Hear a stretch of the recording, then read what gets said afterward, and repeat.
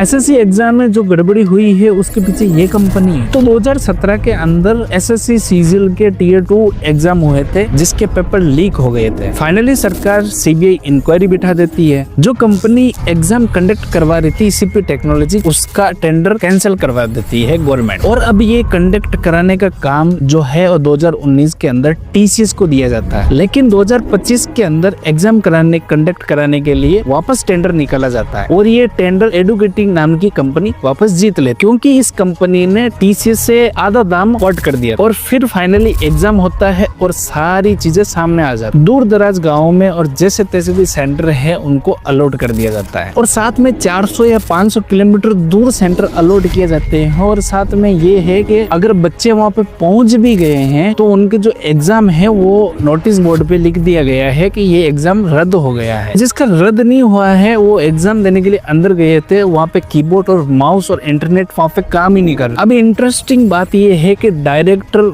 General of training के हिसाब से, टेंडर के हिसाब से 2020 तक ये कंपनी डीजीटी के किसी भी रिक्रूटमेंट को ये एलिजिबल नहीं थी। और ये कंपनी 2020 से 2024 तक ये company MP teacher test, MP Patwari test, Maharashtra CET सब में गड़बड़ी कर चुकी। कहीं इसने पेपर लीक कर दिए थे और कहीं इसने टॉप 10 में से 7 बच्चे एक ही सेंटर से दे दिए। लेकिन इसके बाद भी एसएससी भारत का सबसे दूसरा बड़ा एग्जाम उससे कंडक्ट करने का टेंडर दे दिया। और जब इसका विरोध करने के लिए टीचर और स्टूडेंट दिल्ली गए तो उन पे लाठी चार्ज करवा दिया। अब हालत ये हो गई है कि पहले तो एग्जाम क्लियर करना मुश्किल होता था, बट आज तो ये हालत हो गई है एग्जाम देना भी मुश्किल हो रहा है। तो आप क्या बोलोगे इसके? फ्रॉड भी बोल सकते हैं, स्कैम भी बोल सकते हैं, इसको आप क्या बोल सकते हो? कमेंट बॉक्स जरूर बताना।